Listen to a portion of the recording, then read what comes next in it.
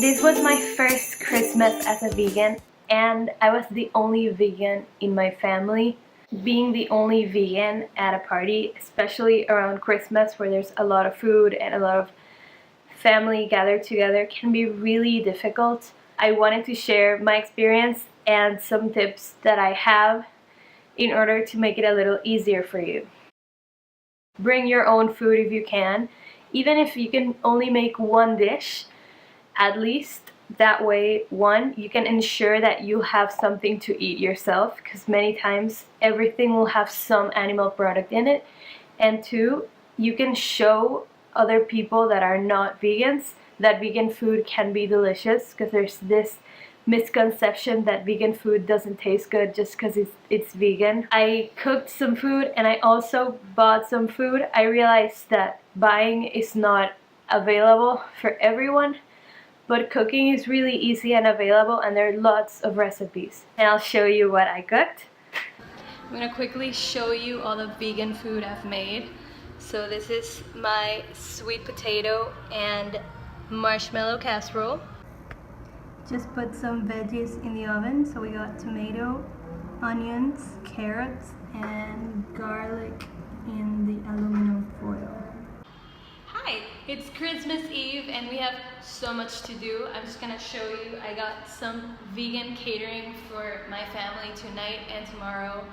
This is rosca, which is Panamanian Christmas bread, seitan, fruit cake, and in the bag we have some tamales.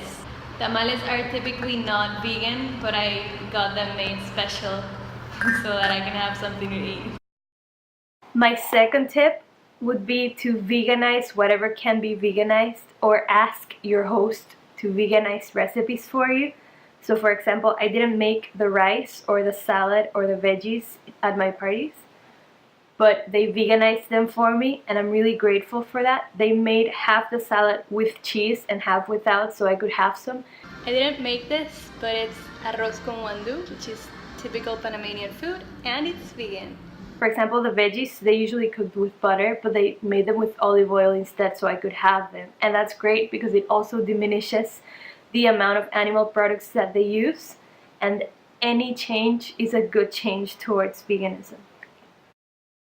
I think the most important thing is how to deal with negative comments towards your veganism. When you're at a party and people see you eating and you remind them that you're vegan, they might get uncomfortable because you're reminding them that you kind of disapprove of their choices, which is true, but of course you probably don't want to remind them that aggressively. So they themselves might get aggressive. I got vegan food, doesn't taste like anything, vegan cheese smells. You should leave the bread for non-vegans, which doesn't make any sense because I actually went out of my way to get my own bread and spent more money, about 3 times as much, to get vegan bread because the bread they got wasn't vegan. And then someone told me that I should leave bread to the non-vegans. It was just ridiculous. I also got that vegans shouldn't use petroleum. I don't know.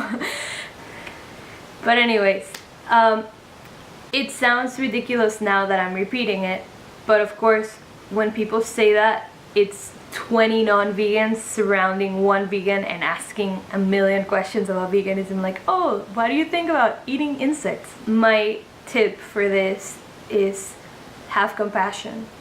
Veganism is a compassionate lifestyle. The main idea of veganism is to have compassion, and I try to look at these questions and at these people who ask them, and even though sometimes they're trying to get at me and to win the argument, they mean well.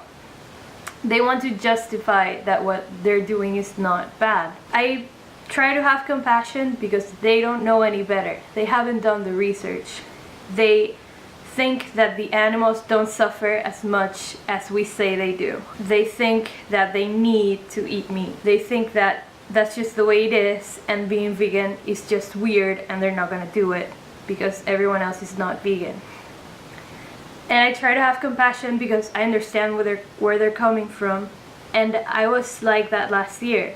So who am I to judge them? So by having compassion, every time someone asks me a question and I'm uncomfortable, or they tell me a mean vegan comment and makes me uncomfortable, I just try to take a breath and remain calm. And I try to answer calmly and plainly in the best way I can, with no emotion really, because getting angry doesn't do me any good.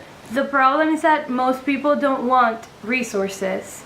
But the best way to educate would be to point them to resources. Watch Earthlings, watch Cowspiracy. Watch Earthlings, watch Cowspiracy. Watch Forks Over Knives, Food Matters, Food Choices. The Greatest Speech You'll Ever Hear by Gary Yourofsky. Any one of those resources just opens your eyes towards veganism. But they don't want to open their eyes. They just want to validate their choices. And you need to understand that and just stand your ground and try not to get frustrated. And it's difficult for me because I'm a sensitive person, but what I do outside is meditate and do yoga a lot. That really helps me when I get into a difficult situation because it just makes me calm overall. I can really step back much more effectively, look at the situation, prepare for it, and just answer calmly, and even walk away if it's necessary. You don't need to make a big deal out of it. Just say, oh, I need to check my vegetables. Be right back. And then I go to the kitchen and then come back and they're talking about something else, which I did yesterday. I understand that it can be quite difficult to be the only vegan in the family or the only vegan at the party, because I'm that. I've been there. I was that yesterday and the day before. But we can do it, and we're setting such a big example. We're exposing people towards veganism. We are slowly opening their minds, even if we don't see that right now. And eventually, one other person will become vegan, and then we won't be the only ones anymore. I hope that if you're the only vegan in your family, you don't feel quite as alone now. If you like this, feel free to share this video, thumbs up it, and subscribe. Bye!